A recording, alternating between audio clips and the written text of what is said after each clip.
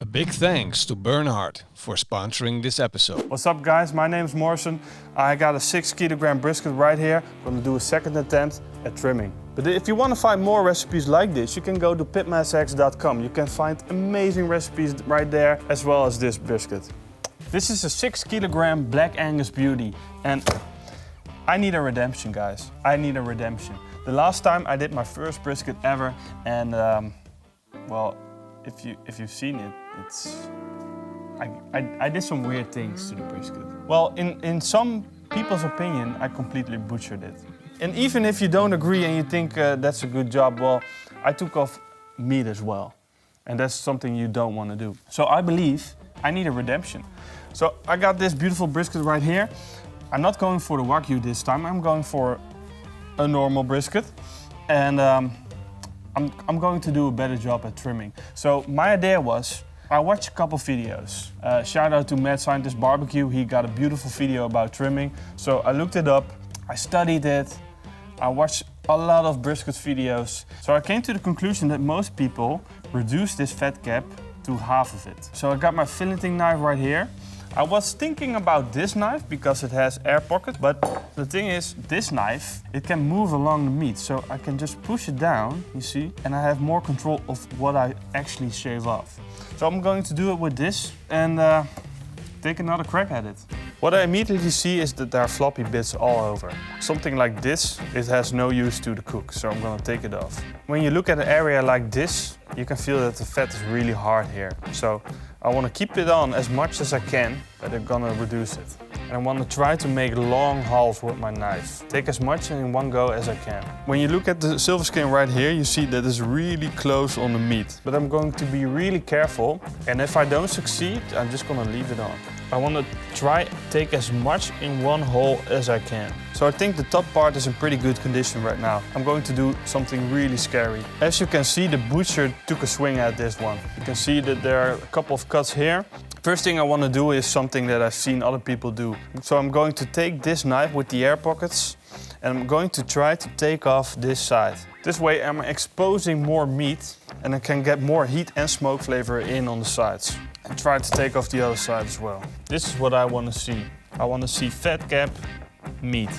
So now I'm going to work on the fat cap. I'm going to start on one side, so I'm going to try to take as much as I can at one go, and I'll keep on checking it, lifting it up, checking if I see any bald spots. A bald spot is okay, but you want to stop at that point and try again. Just gentle strokes and let the knife do the work for you.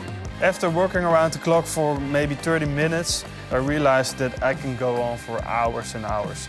It might have some bald spots here and there, but there's enough fat to render down. It's gonna be delicious after this. For the rub, I'm going to make a classic rub.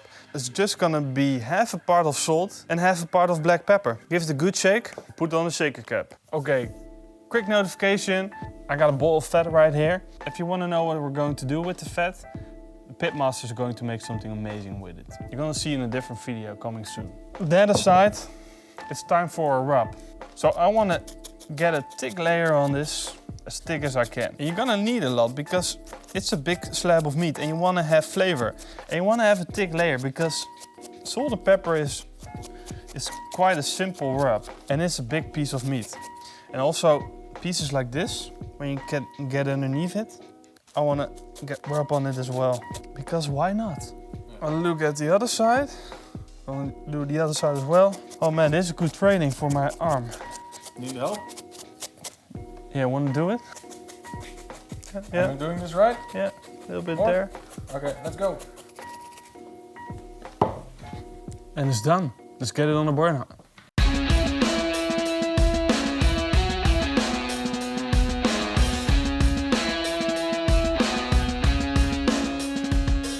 Our burnhard is running at a temperature of 140 degrees Celsius, so it's time to put on the brisket. So we're gonna place it in the center with the fat cap down, a little bit more to the right because the thickest part is on the left side.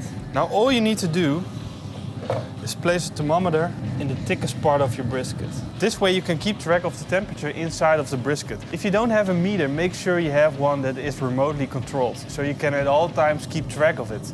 You gotta keep standing here for around, I don't know, 8-9 hours.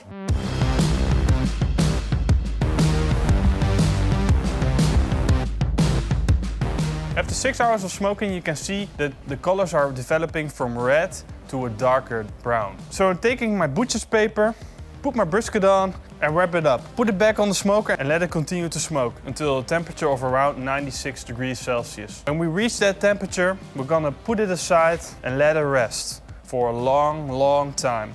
After that, it's time to unwrap.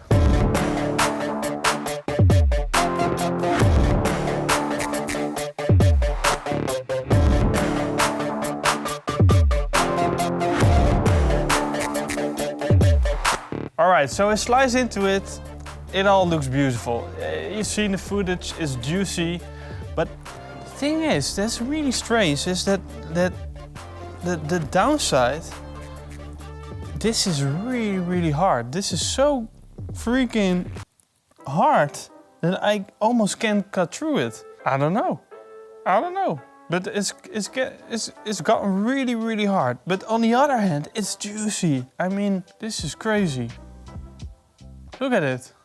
The thing about the crust, that's maybe a little bit too hard. Also, kind of wanted to have a little bit more smoke ring. So as you can see, there's not much smoke ring to it. Maybe a little bit here.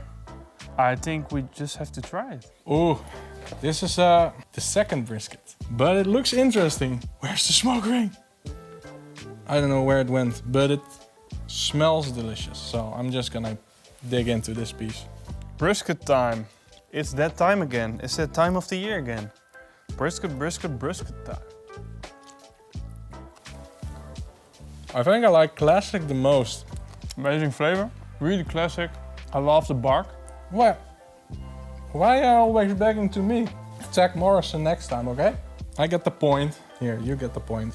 Take it. There's one downside here. I don't have a smoke ring. The smoke ring is gone.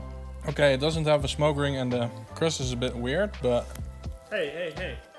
You know what I figured out just now? What is it? I didn't do that spray.